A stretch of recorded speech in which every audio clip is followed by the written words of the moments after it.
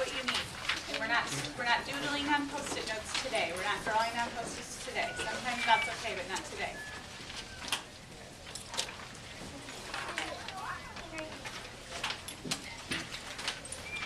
Okay. Everyone should have 2 different sheets. These 2.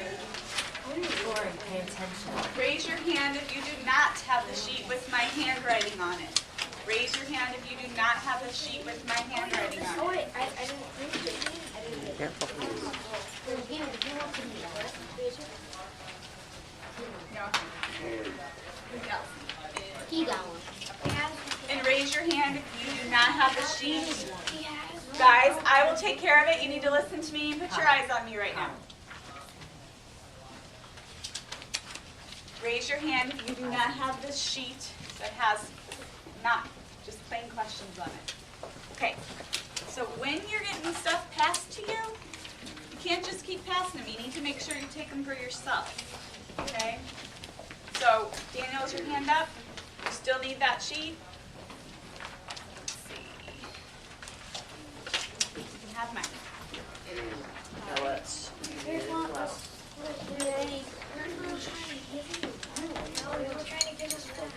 Okay, eyes this way. If you do not have the sheet I'm talking about, then you just look off of the neighbor. Sorry. It's fine. Cause that much confusion. Okay. So everybody should have 2 right now. Put your sheets on top of your clipboard. Put your clipboard in your lap.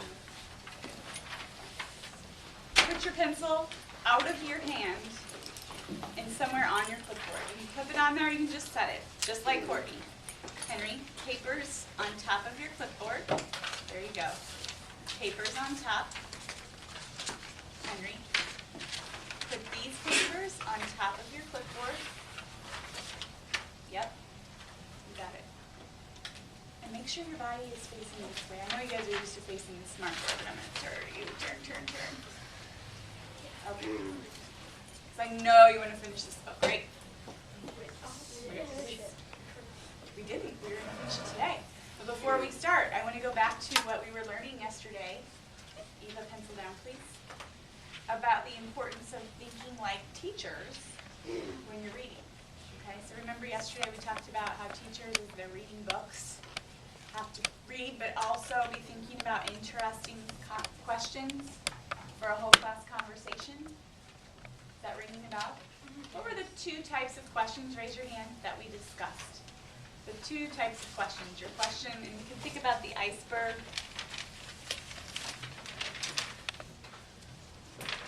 Only 3 people remember the 2 types of questions? Deja.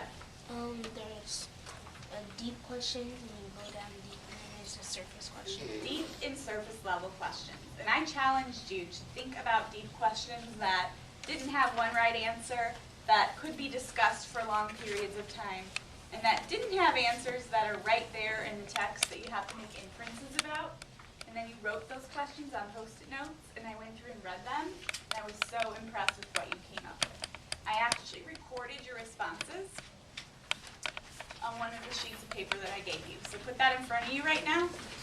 This is the one you have to put in front of you right now.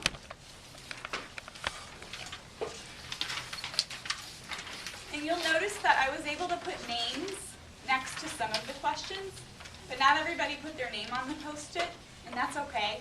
I don't want you to worry about whether or not your name is with what you said. I don't want you to worry about whether or not your name is with what you said. I just want you to focus on these wonderful questions that you guys came up with. So I sort of categorized your questions because some of you had similar questions into different groups based on what your question was about. So a couple of you had questions about whether or not May will stay or leave. And since we're in the middle of the story, that would be a really interesting thing to talk about. Whether or not she's going to stay in Japan or leave and go back to, where would she go back to, do you think? America. America, right. She misses America. A lot of you had questions about her getting a job and her growing up. some really thoughtful questions about why did she want to be an adult so quick? She's a pretty serious girl, isn't she? Why does she want a job so badly? And also, like, why doesn't she like the elevator job? Why isn't that a good job for her? So interesting questions about that. I love Andrew's question about, is she confused? We could talk a little bit about that, I think, too. Then a lot of you asked about why she doesn't want to marry the banker, Colin. Because he's like rich and he seems nice enough and her family likes him. But he's really Why doesn't not. she want to marry him? Because he is We're not going to talk about it right now. We're just looking at the questions that you guys came up with. I bet that was one of your questions, huh, Colin? A lot of you came up with questions about the relationship between May and her parents, and also May with the other people in Japan. Like, why didn't they like her? Why didn't she have friends? A really interesting question about would things be better for her if she had friends? And then someone who didn't put their name on the post-it, but it was such a thoughtful kind of phrase, they wrote, split culture. What are the differences between American and Japanese culture for May? So we're not going to talk about it, but that was very thoughtful. I like that term, split culture, that came into your mind when you were reading. And lastly, a few of you asked questions about the author's message. So what's the point of Ellen Say telling the story of Misako and her family? And that's a good kind of question that you can ask about a lot of books. So the next paper I gave you has questions. I'm going to borrow this one. So look at the next sheet. It looks like this. Put that on top. Put this one on top now.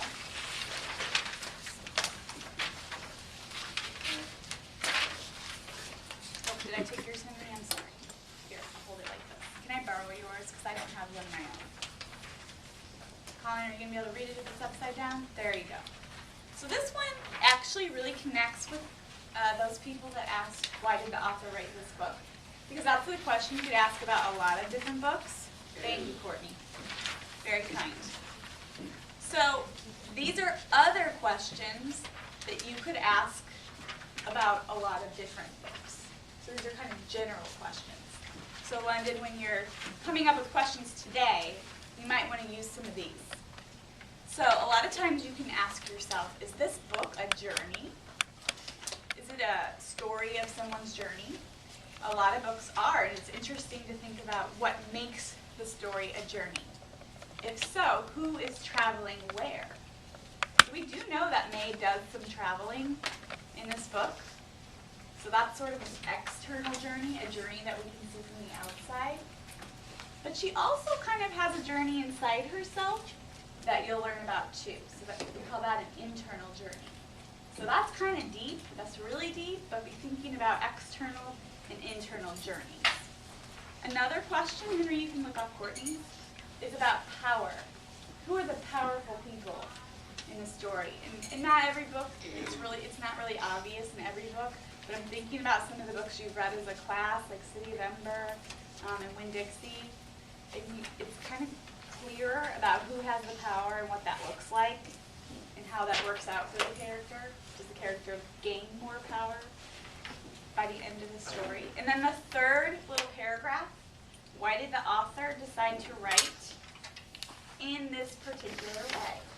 So maybe the author chooses to write first person or third person. Maybe the author chooses to write a book like letter style or in a poem style. Okay, so why does the author choose that particular way to write? Why do they give the book or the story or the poem a certain title? And somebody asked that question, why is this book called Tea with Milk? Okay, so you can ask those kinds of questions about a lot of different stories. The fourth paragraph, can anybody read that first sentence in the fourth paragraph? Andrew? Is there an object in this book that takes on a special importance? So a lot of books have objects that come up over and over that are really important. You might have talked about that. Maybe it's not an object that comes up over and over, but a place or a name or a saying, maybe like tea with milk. So what is that saying and how does that connect with what the whole book is really about? And then there are two more questions, two more types of questions. You can ask about what the main character learns. That might be a good question to talk about with this book. And how the character changes, and how do we learn alongside him or her. And the last paragraph there, could I get a reader for that? London? Think about one of the minor characters. What role does he or she play in the book? Why is the character here, and how would the story have been different if the character was not here? So have you guys talked about minor or secondary characters before? So sometimes those are people that aren't the main character, but the author still puts them in the story for a reason. So don't forget about them. Sometimes we can talk about them and think about them. So as you're writing your questions today, while we're finishing up Tea with Milk, think about these ideas in addition to some of the things you came up with yesterday. Okay, and I know this is a lot, so you might want to go back over this with Ms. Thompson in the next couple days. And the reason I made you your own copy is because it's a lot, and I want you to hold on to this so you can go back to it. I don't expect you to remember all these questions by heart, but you should use this as you start to be the teachers and be the people to come up with ideas for grand conversation. Any questions about that? No. Okay, You guys came so up with really great questions. I was very impressed, and I put them in an envelope for you because I thought you might want to keep them. The Post-its are stuck in an envelope. Yeah, I got them there. All right. So we're going to finish Tea with Milk today, and as I'm reading, that's why you have the Post-its, you're going to be writing down ideas and questions. I'll give you more time than I did yesterday, hopefully, to finish up and to sort of perfect your questions. I know I didn't give you very much time yesterday, but you really did an awesome job. Okay? So we left off. What was going on when we stopped reading? I didn't. She was an elevator. Yeah, she was an elevator. Yeah, was it this page 22? She had finished? No, it was the page before that. Oh, thank you. Right. Yeah. So she got a job as an elevator attendant, She was, and she didn't want that job. So real quick, what are your ideas on why she did not want that job? because she didn't want to just go all the way up and down, the elevator. Because you never know. The wires could break and she could roll. Yeah, she didn't want to go up and down, up and down. And it also might Allison? be busy. That she didn't want to have that job because she doesn't. It's kind of a boring job, and she doesn't want to come over. Kind of what Colin said, up and down, boring job. Okay, one more idea, Daniel. Well, I'm gonna kind of add on to what Alan said. Yeah, I think she wants more adventure instead, and I bet she's bored because she's in one place, and well, an elevator core doesn't almost never breaks. Okay, and you know that May is a pretty smart girl, right? She always took her schooling very seriously. So usually people that do pretty well in school, they can earn higher paying, more complex, and more important jobs. So she feels like being an elevator attendant is not utilizing her full potential. She's not able to apply her brain to the job. So she's looking for something better, okay? It was not long before Misako became bored with her job. You guys called it. Could I do something else? She asked the supervisor. You can stand by the main entrance and bow to the customers, he said. Only bowing all day long? She asked. He nodded.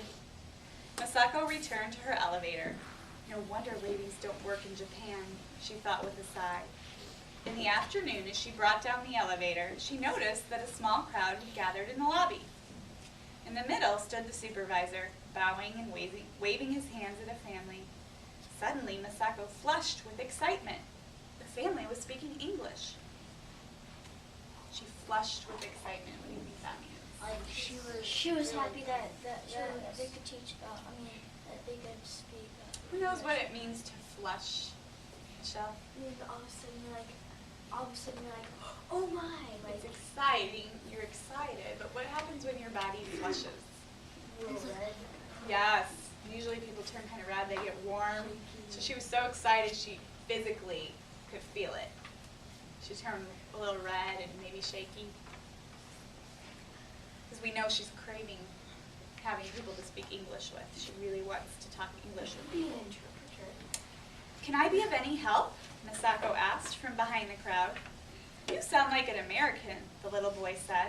And you sound like an Englishman, Misako said. Thank goodness, the Englishwoman said. Tell us where you keep your hot water bottles and umbrellas. And handkerchiefs, the man added. Misako told them, and as the smiling English family left, the supervisor said to her, I have a new job for you. Good thing she didn't quit that elevator job, huh? Then she might not have had the opportunity for a new job. Misako became the store's guide for foreign businessmen. She had to wear a kimono for the job. How funny, she thought, that she had to look like a Japanese lady to speak English. The odd thing was that the kimono did not seem so uncomfortable now. Here's her kimono. Remember, she didn't like the kimono at first? Let's change it. She kind of likes it now. After some weeks, Misako noticed a young man who joined her tour 2 days in a row. She saw him again on the third morning. He did not look like a foreigner, and so she said to him in Japanese, Surely you must know every corner of the store by now. He smiled and said to her in English, It would give me great pleasure if you would have tea with me. She stared at him. Turn and talk to your partner about what you think might be going on. I think he was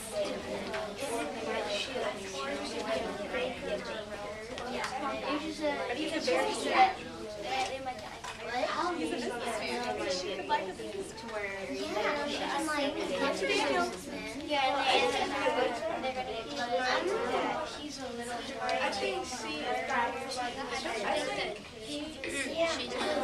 I think he works. Just sit. Okay, eyes back this way. cash money. Remember when you turn and talk to really turn and really talk. I saw a few people that I wasn't quite sure if they were engaged or not.